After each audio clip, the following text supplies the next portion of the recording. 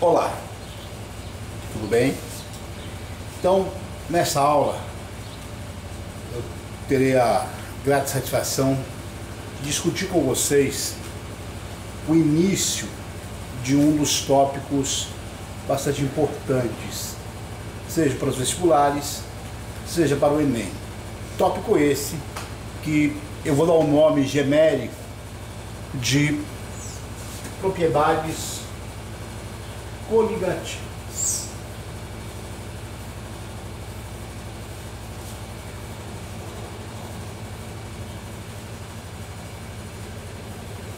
Nos vestibulares gerais do Sul e do Sudeste do país, a cobrança, no que diz respeito às coligativas, é uma cobrança essencialmente da parte qualitativa desses sistemas. Então, as propriedades coligativas, termo geral seria propriedades coligativas, elas dirão respeito a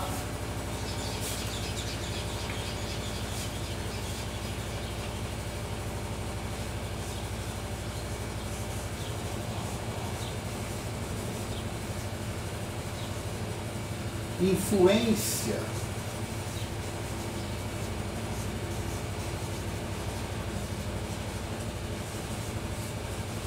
que as partículas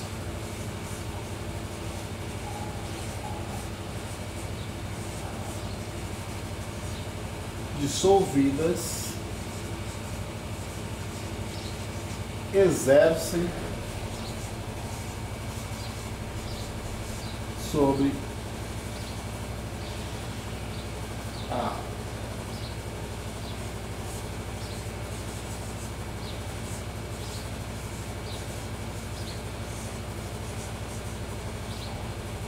as temperaturas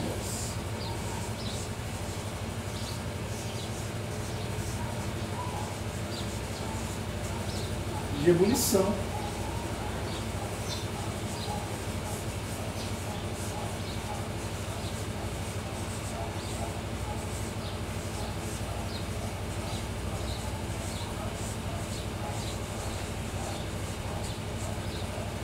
e congelamento das soluções. Um outro nome que nós podemos dar para o congelamento é a solidificação.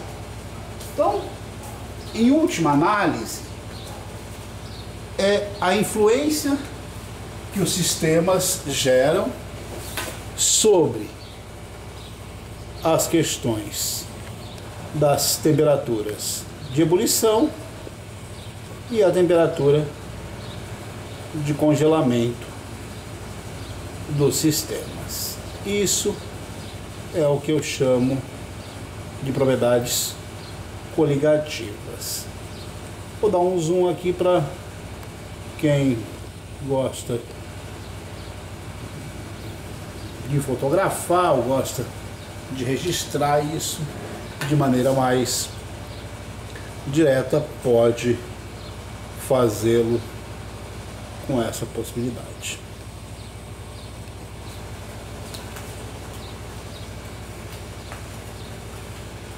Aqui eu não tenho o interesse de gerar tratados de físico-química. Não é o meu interesse. O meu interesse é ajudar vocês a resolverem as coisas que envolvam físico-química nos vestibulares e no Enem. De maneira direta, qualitativa,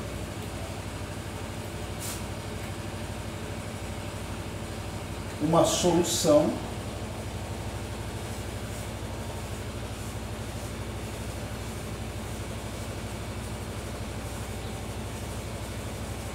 tem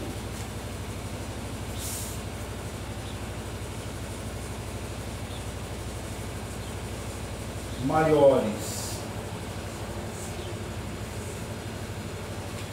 T no sentido de temperatura de ebulição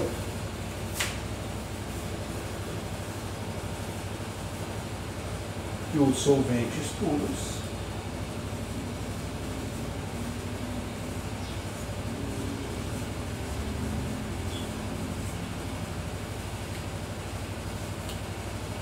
uma coisa importante: os solutos devem ser solutos não voláteis, solutos que não evaporem.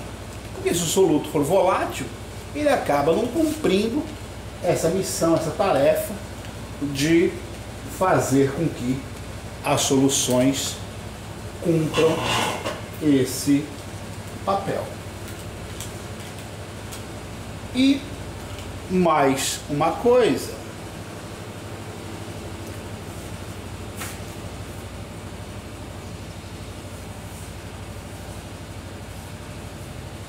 soluções têm menores TS, no sentido de temperatura de solidificação, temperatura de congelamento,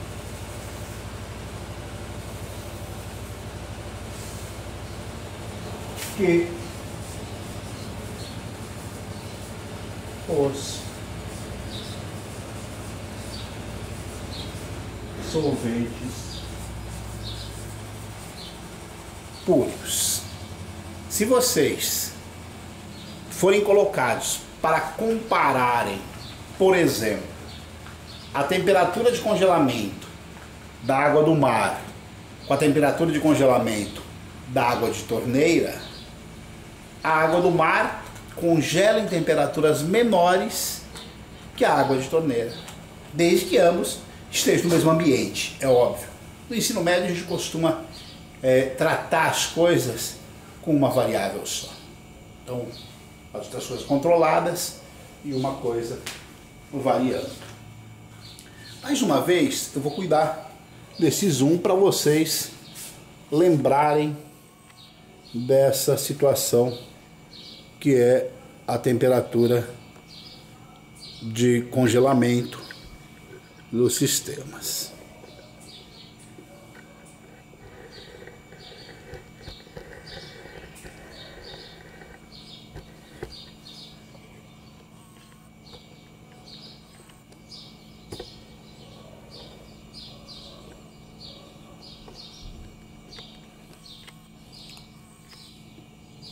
Aqui sobre a temperatura de solidificação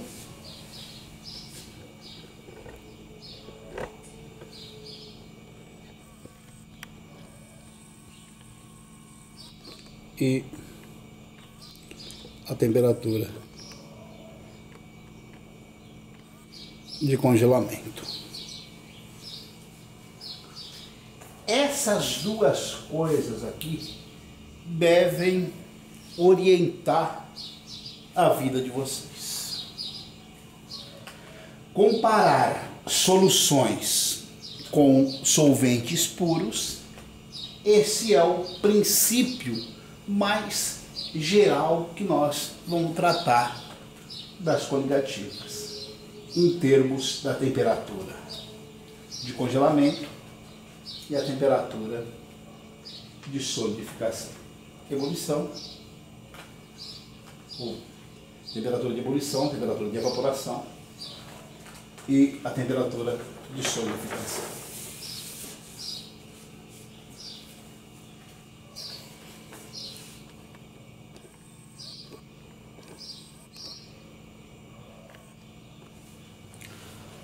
Quando vocês fizeram o primeiro ano do ensino médio, ou para quem fez o nono ano, tinha lá uma curva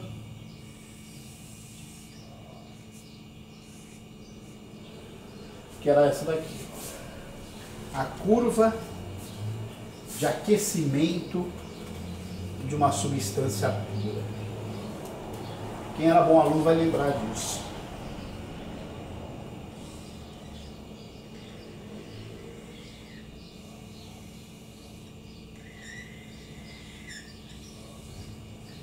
Então aqui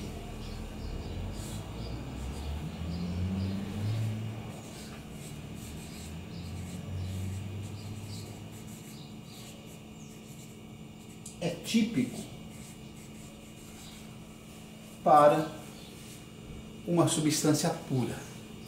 Substâncias puras têm este padrão de comportamento, essa curva clássica de aquecimento. Um exemplo clássico de substância pura: a água destilada, o H2O, solvente universal. Para eu não escrever água aqui, poder ficar genérico, vou escrever substância pura. Aí, vocês poderiam colocar aqui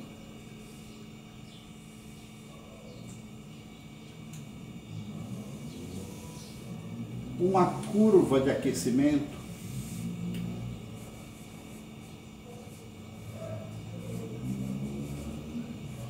de uma mistura que contemple essa substância pura.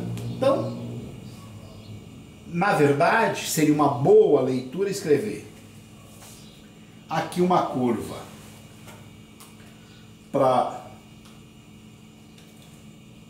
H2O. Vamos falar aqui. É H2O, vamos adotar que aqui fosse H2O.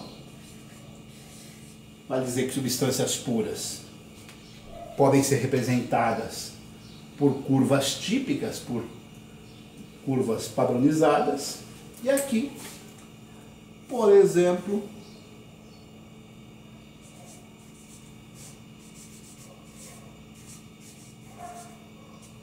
uma salmoura ou água com açúcar, vale. Mas se eu quis que fosse uma salmoura, ela é uma mistura essencialmente de água mais cloreto de sódio. Quando vocês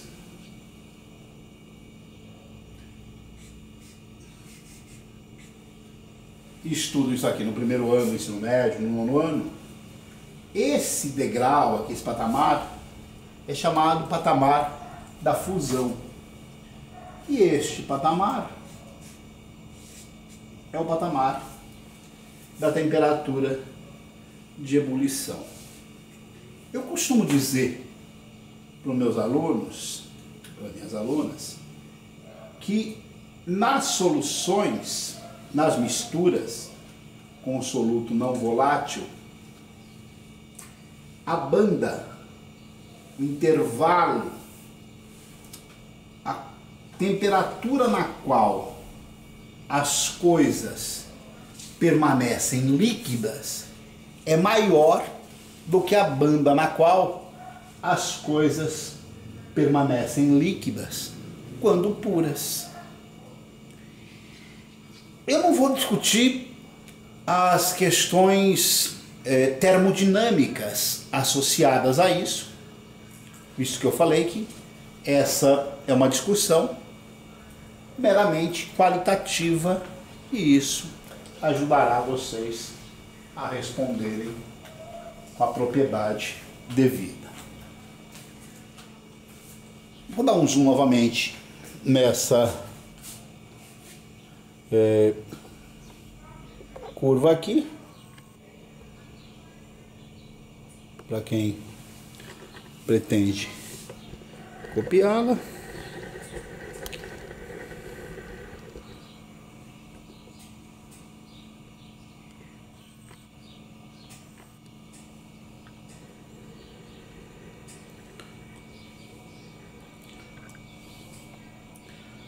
Os detalhes,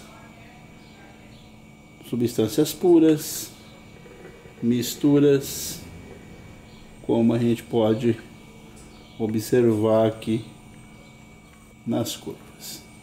Então, a banda de fase líquida na substância pura é menor do que a banda, do que o intervalo de fase líquida nas misturas. E com detalhe que é o seguinte: